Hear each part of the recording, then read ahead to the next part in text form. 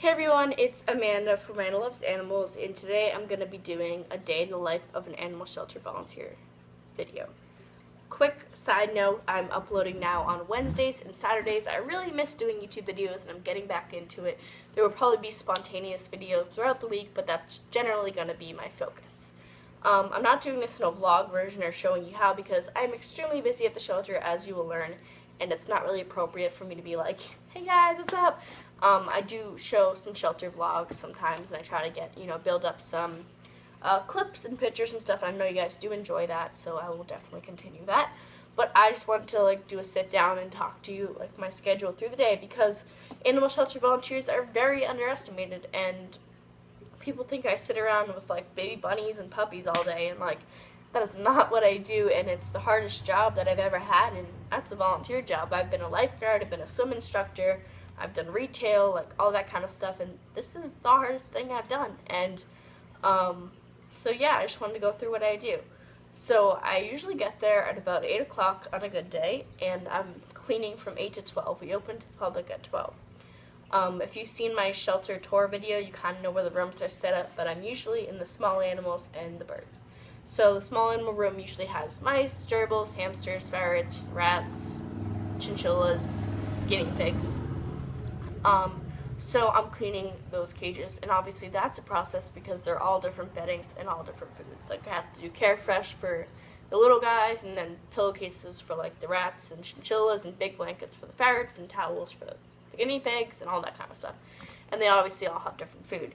And that requires a lot of traveling to get those items because, the dishes are in the kitchen, and the towels are in the laundry room, and the hay is in the garage, and the trash bags are in cat holding, and the newspapers in the regular cat room, and then everything's everywhere. So I'm basically running around doing a lot to get that done. So I usually just go through the cages with a trash bag in there, and then hay. We have hay buckets and the food, and go through and make sure there's no leaky water bottles and all that kind of stuff, because I have to replace those. And as I'm going through, I'm checking the health of all the animals to make sure they are alert and not lethargic, and I don't see any weird rashes or bites or stuff like that. So I do that, and that's from 8 to 12, and I'm usually working right up till 11:59. I'm usually at the shelter on Sundays.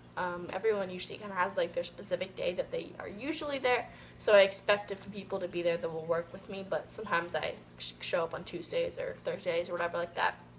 So from 8 to 12, I'm doing all that kind of stuff, cleaning, and then once I'm done cleaning, sweeping the floors, mopping, cleaning out the gutters, cleaning out the sinks, and putting everything away, and just cleaning the walls, and just making everything look very presentable. From 12 to 4, which is where I'm usually at, where I usually stay till, so that's an 8-hour shift, is when the shelter is open. So during that time period, I'm doing adoptions, and I'm doing introductions, and I'm doing feeding and enrichment, I'm doing medications, I'm doing updates on information. So for adoptions, people will come in, and sometimes they're not specific at all. They're just I would like to check out your guinea pigs or something. They just look and see if there's anything interesting. If not, they'll come back a different time or go to a different shelter. Sometimes people are very specific. They want a small rabbit that's good with young children, 2 to 3 years old, and likes whatever. In that case, I have to think really fast or go look up in the book and find a match for them, and then I will do the introduction. Introduction is usually with a ring pen. I have a ring pen, and I have the rabbit in there and let him hang out for a few minutes, adjust, and then I let 1 or 2 people in, depending on the family, and see how he does with them and see how they like him. And during that, I will pull up all his information records and give them more information as I'm introducing them. The second type of introduction I do is between 2 animals. Sometimes people will bring in their rabbit or guinea pig, and they're looking for a friend for it. So I take a ring pen, but I turn it inwards like this, so there's 2 ring pens, and I have their rabbit over here and my potential rabbit that I picked out, and they'll meet through the fence, and then once they're good, I open it up and I sit down, and I know signs of aggression and dominance, and I just watch for those. I study a lot about that. And then if it's a good match, send them home with that.